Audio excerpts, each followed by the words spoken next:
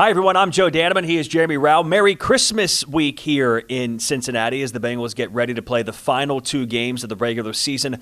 Both home games coming this Sunday against Arizona, and then Week 18 back here at Paycor Stadium against the Cleveland Browns. In this episode of Bengals Locker Room Conversations, our one-on-one with Zac Taylor. We're also talking with Ted Karras and Jordan Battle about the Bengals win in Miami and looking forward to the final 2 weeks of the season. And talking with Zac Taylor this week, and even at his press conference, you can just tell there's a bit of levity to him, right? That you can feel that in the room inside the locker room. I know fans are frustrated about how this season has gone. I did want to ask Zac, though, and this is not part of your one-on-one, even in a season like this, where has he seen the most growth? He said the young guys, even guys that are, year 2, year 3, because they are counting on those guys, how this goes here, to grow into next year and be key pieces of this football team. But right now, this team is trying to finish the regular season with 2 more wins and on a 3-game winning streak. And here is Joe D's conversation one-on-one with the head coach. We are with the head coach of the Cincinnati Bengals, Zac Taylor, coming off the Bengals win in Miami and looking ahead to this coming Sunday, another home game against the Arizona Cardinals. We talked in here last week, Zac, during this segment about the team responding the right way after the loss against the Baltimore Ravens. Did you see what you wanted to see Sunday in Miami? Absolutely. I thought, especially the second half, the way we closed the game out in all 3 phases. Defense came out, got 4 straight turnovers. Offense scored 4 straight touchdowns. I thought our special teams unit did a great job with field position, whether it was pinning them down inside the 10-yard line, whether it was doing a great job on kickoff coverage, was it doing a great job in the return game. So that was just fun to watch in all areas. I thought our coaches did a great job preparing the guys, and the players bought in. It was a everyone gets a game ball kind of game. How much fun is that for a head coach to have that? Yeah, we haven't had those moments this year, and so I'm just proud of everybody that's connected with this team to handle this week the right way and give everything they got. And now we're going to turn around and do it again this week. And it's an interesting week with Christmas and all that. Our guys will do a great job. We got a great schedule for them, and we expect our guys to come out in front of our home crowd and play the exact same way. I talked to Orlando Brown before the game last week, and he said this will be the ultimate test of professionalism, to be hit in the mouth the way you were against Baltimore and have games left on the schedule, even if you weren't making the playoffs, to go out there and be competitive and try to win. It feels like the team responded, again, in the right way of being professional in their preparation and their execution. It speaks to the character we have in the locker room. And they're not just playing for themselves and all the hard work they put in. They're playing for their teammates. The guy next to them has got to have them step up and do their job so that they can do theirs. And so, again, just really proud, not surprised at all with how the guys handle it, but still really proud of them. I want to ask you about a couple of players in particular, and I want to start with T. Higgins. How much respect do you have for what T's gone through the last month and his desire to get on the field? And then when he's on the field, he's T. Higgins making plays. Yeah, he's always doing everything he can to get back out there and help his teammates. And dealt with, obviously, an unfortunate injury with concussions. But I thought he went through all the protocols, handled everything the right way, get back on the field and give us a huge lift. And even if his production is 3 catches for 60-something yards and a touchdown, what it does for everybody else when he's out there on the field to draw attention to himself and allow others to have production is impossible to put into words. I want to ask your opinion on something, because some of the catches that T makes, including the touchdown catch he made in Miami, the one he made in Buffalo, it almost feels like in basketball sometimes when a dunk happens, it gets everybody excited. It adds momentum to what you're doing, adds energy. When he makes those kinds of plays, does it really seem to energize the entire team? It does, because a lot of times we're going to give him opportunities in one-on-one. He's going to catch versus open zones and all that, but if we're going to get man coverage, we're going to put the ball up to T. Higgins. And so he's in a position where it's a 50-50 play a lot of times, and he makes the play way more than 50-50. And so the team knows that, they see the matchup, they see that T's won the matchup. It does energize the whole sideline. Joe Burrow's play, and I picked this one out yesterday when it happened. It was the 3rd and 10 to Drew Sample. It felt like it really created an avalanche of momentum for your team going into halftime and coming out of halftime and winning that middle 8 there at the end of the half and the start of the second half. Did that play feel to you as big as it felt watching the game? It did, because we were right there in field goal fringe, and we were in field goal range, but you got to be careful. They're going to pressure you, and you want Joe to feel comfortable to put himself out there and go make a play that converts and not just give up on the down and kick the field goal. And So he bought some extra time when he felt the pocket collapsing. Drew just felt the moment where I need to turn around and give my eyes. Even though I'm in protection, I need to turn around and give my eyes because Joe may need me.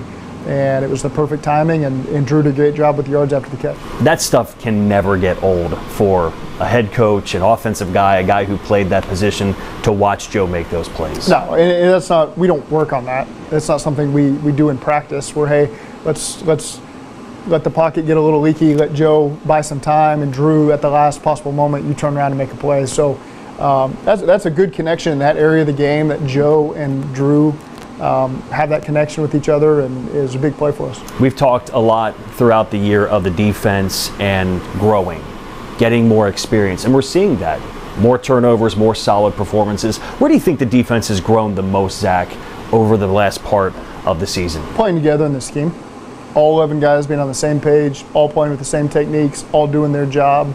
And so now you're seeing how the dividends that pays, when those guys are doing all those things, and guys sprinting to the ball, guys knowing what we get one turnover, let's go get another one, and then let's go get another one. And to lead the league in turnovers over the last 4 or 5 weeks is a credit to the coaches that have been preaching it all season, and now it's finally paying off, and the players have really bought into it. You always preach about relentless effort on defense. Is that showing up on the tape? It's showing up in every way. You're seeing guys sprint to the ball. Miles Murphy getting that fumble recoveries because he rushed the passer and then sprinting downfield to go cover down, and the ball lands up in his lap and he dives on it. So I think there's a lot of great examples of that. Shamar Stewart is someone we talked about last week, having a chance to see him here the final few weeks to get a better idea of what he's able to do. How did he play on Sunday? Great to get him back on the field. Thought he played physical. Had a great TFL where he did a great job reacting to the run and getting the ball carrier in the field. Had a great knockback play that allowed other people to make plays. So it's just good to get him back out there, and we'll start increasing his role every week. There was a word we heard Sunday in Miami in the Bengals locker room I'm curious to get a coach's perspective on. It was about momentum, and not necessarily momentum in a game.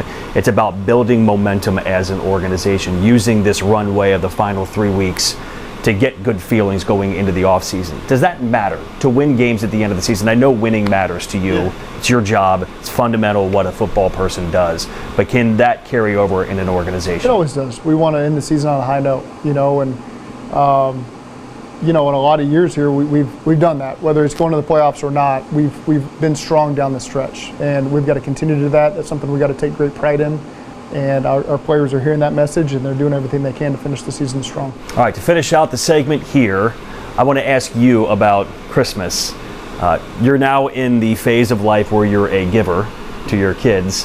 What's the best gift you've ever received on Christmas? I got tickets to go to the Big 8 basketball tournament. It's probably 1992, 1993. My grandparents took me and my friend, and we went to Kemper Arena in Kansas City, sat on the top row, just me and my friend, and watched Oklahoma play. I remember Nebraska. I wasn't a Nebraska fan, but they had Eric Pikowski. I think they won the tournament that year, if I'm not mistaken. We watched every game, and so that was a fun moment. It was an experience, like you and I talked about earlier. It's a great experience, and something I remember. Billy Tubbs called me on Christmas Day to deliver the tickets to me.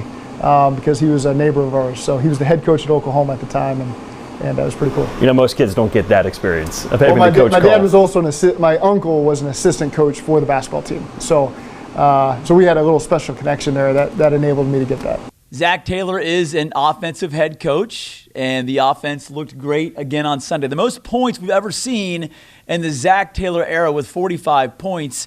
And a big part of that, it's kind of cliche, complimentary football, what you hope to see more of in the coming year or years is more of that. And the run game, Joe, looking like it has. Listen, Chase Brown, 7 of the last 9 games, has had more than 100 total yards, and he's coming off a 3-touchdown game. 3 touchdowns in 1 quarter. Yes. He hadn't had a 3-touchdown game since college. First time he's had that in the NFL. It's not just Chase Brown. Samaje Perine also scored a touchdown. And listen, we could all see what the big 3 is capable of again in Miami. It's a reminder of how dangerous this offense can be. None of that works if the offensive line isn't playing well. And the Bengals' offensive line, I don't have the stats in front of me. It feels like they've had really good stretches here throughout the season, both in pass protection and also in the running game. And Ted Karras is a captain on the Bengals' offensive line and right there in the middle. He talked about Sunday's game and getting a win against the Miami Dolphins inside the locker room. It's great. Great to get a win. Great to get a win going into Christmas. Hopefully finish up this week strong, or this season strong. We got two more games, and we need to win them both. When you have all the weapons healthy on offense and it looks like that, is that a reminder of what this is supposed to look like for this team? Definitely. 45 points is great, and shout out to the defense. I feel like we started every drive at the opponent's 40 in the second half, so we got to put up points in that situation. There's been a lot of talk about Joe Burrow's mood lately, probably too much. But to see him have fun, to see him smile, is that meaningful for you guys, knowing how hard he worked to get back this year? Not as meaningful as this to you guys, it seems. So, I think we're all having a pretty good time. It was great to get a win in South Florida. What about the blocking yesterday? I noticed that you and Dylan had a nice duo block on the Samaje Perine run. A lot of winning at the line of scrimmage yesterday. Yeah, I think they actually have a pretty good front. I have a lot of respect for Zac Taylor and how they run their defense. But we did enough on the ground. I thought it was really good to get 100 yards. Had some, red zone running touchdowns, which we'd always like to have more of. So shout out to Chase Brown, Samaje. Chase had an unbelievable game. I think first Bengal in history to score 3 touchdowns in a quarter. Was that it? Yeah. So that's a cool stat. So it was a fun day in South Florida. How do you carry that momentum that you guys did have on offense? As you said, you want to finish out the season strong these next 2 weeks.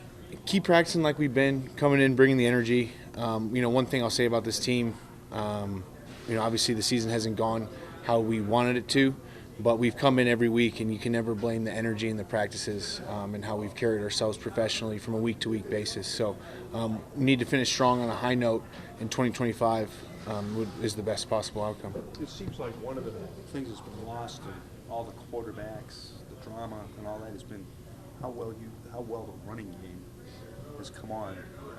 Particularly the last 6 weeks. Is that something that has stood out to you about how you guys have run the ball compared to years past?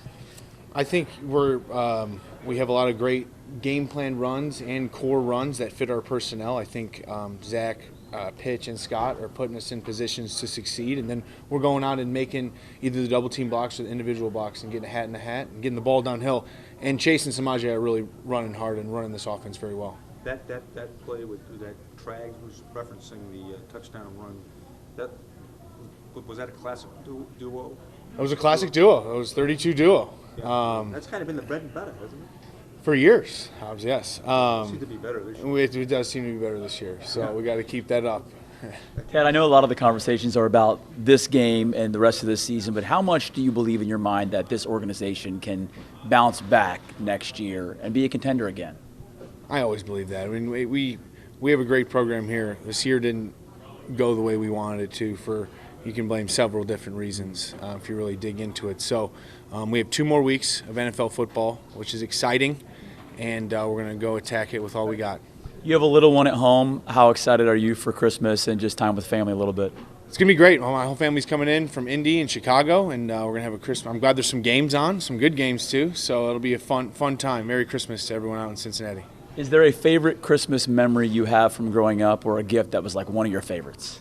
Man, well, I got like a BMX bike when I was like 6, my first bike, like a Nitro Dyno bike. That was really cool. But I've always loved Christmas, and since I've gotten in the league, Christmas has always been work time. So, we've played a lot of big games on Christmas week too, and this is one of them. Were you building ramps at all with that bike?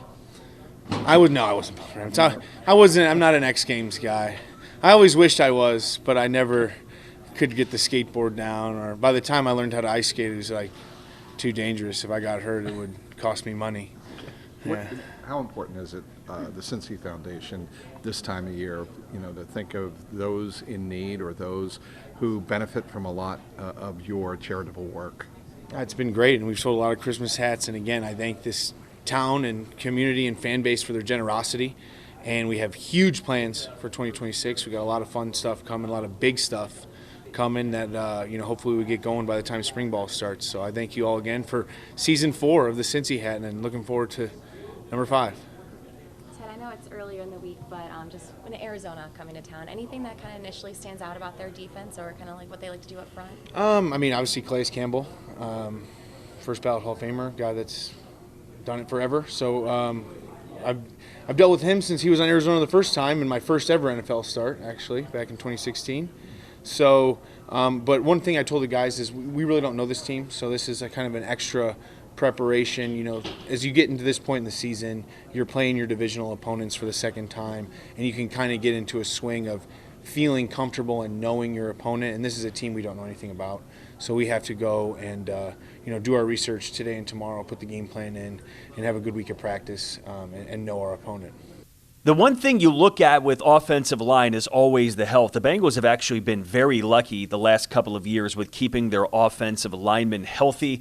I think about it this year, really the only injury the Bengals have really had to deal with was Lucas Patrick in the first game when they had to throw Dalton Reisner, and then Reisner had some issues. But the other 4 positions, Orlando Brown, Amarius Mims, Dylan Fairchild, Ted Karras, knock on your wood, whatever you got to do not to jinx it, the Bengals offensive line has stayed healthy all season. It certainly has, and we're starting to see growth on the defense. Now, I'm wondering myself, is this the guys getting more comfortable with Al Golden's system to create turnovers the last 5 games or so?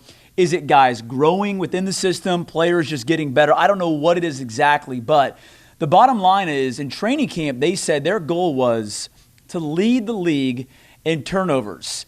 This defense has not done that, but the last 5 games, Joe, they have done that. They're showing signs of what it was supposed to be. So there is momentum a bit here, and Jordan Battle has been a big part of that. Here's our conversation with Jordan Battle. How good of a feeling is it inside the locker room after a performance like the team had yesterday? Yeah, it feels awesome, Whenever you can get a W, it feels good. You try to pride yourself on being, winners. So whenever you get a win, it's great for the team. And then obviously doing it at home is even better for me. Is this a reminder of what the Bengals can be? Yeah, for sure. I just feel like it should be a reminder how we can be the whole season. See how we do, later in the season. I feel like we can do the same thing when we start the season. Just the way guys been improving, weekly, daily, improving. It's good to see. I know we don't have really much to play for at the end of the day. I mean, when it comes to the playoffs. But we all, at the end of the day, playing for our life, playing for our pride, playing for the last name on the back of our jerseys, and I feel like they're doing a good job right now. So keep doing that, keep improving, finish the season off. Yeah, Zac Taylor talked last week about the idea of this team wanting to finish the season out the right way, and also a test of professionalism, responding the right way after the shutout loss against Baltimore. It feels like you guys checked every box on Sunday. Yeah, for sure. Just going out there and playing complimentary football. I think that's the most points they put up offensively since Joe's been here, and that was great to see. Coming out in the second half, getting a bunch of stops, bunch of turnovers. Kind of shutting them out. In the second half, it was good to see as well. It's kind of good to see us, get a win and everybody on the sideline happy. I told the last reporter, I said, man, that's the first time I ever came out of the game, that early while I was starting. So that was good to see other guys get a shot to play too.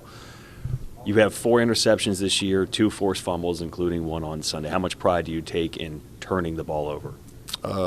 A lot. Whenever you have an offense like we do, high power, you want to give them the ball, give them more possessions, than the other team, because that gives them chances to put up 45 points, a game. And I think that's like the second time we've been +4, basically +4 because the turnover on downs. But it's good to see that. When we win the turnover ratio, you see the score, you see how it helps the team.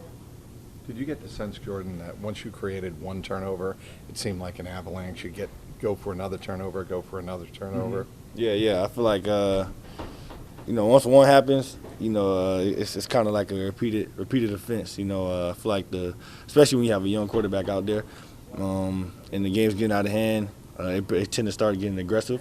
As a play caller over there at Mike McDaniel, so we knew we was gonna be able to we knew we was gonna have chances to make plays. We just had to make plays on the ball like guys did yesterday. What was it like to come out of the game early in that building and not be ejected? Yeah, crazy. That's crazy, right? Yeah, last time I came out early for a bad reason. This time I came out early for a good reason. Last time I got a targeting called in the national championship, and this time got pulled out for a blowout. So look at time to change. Family enjoyed it, I would imagine. Of course. They were loud, too. I probably heard them. How many? It's about 20. What was the final count? 24. But it ended up being a little bit more than that because, like, they was just talking to everybody in the stadium, and they want to bring everybody in the family and friends section after the game. So I'm like, okay, probably like 30 people. All right, something to watch for on Sunday when the Bengals host the Cardinals on Fox 19 now. Our pregame Prowl show live at 9 a.m. this Sunday, and a conversation with Jordan Battle and others around the locker room. Jersey swaps are a huge thing in the NFL. Jordan Battle has some great ones. Devontae Smith, Jalen Waddle, Nick Bonito. You talk about some of the biggest names in the NFL, guys he's known from high school, guys he's known from college. But there's one player in the NFL that he wants to get, that he hasn't gotten, and I'm not sure he's going to get. We'll talk about that on the pregame Prowl. Make sure you check us out Sunday morning live, 9 o'clock, right here at Paycor Stadium. Zac Taylor, Ted Karras, Jordan Battle in this episode, much more coming up on our pregame show on Sunday morning. For Jamie Rao and photojournalist Austin Brisky. Austin, say hi to everybody. Hello. There's Austin. Thanks for watching. We'll see you next time.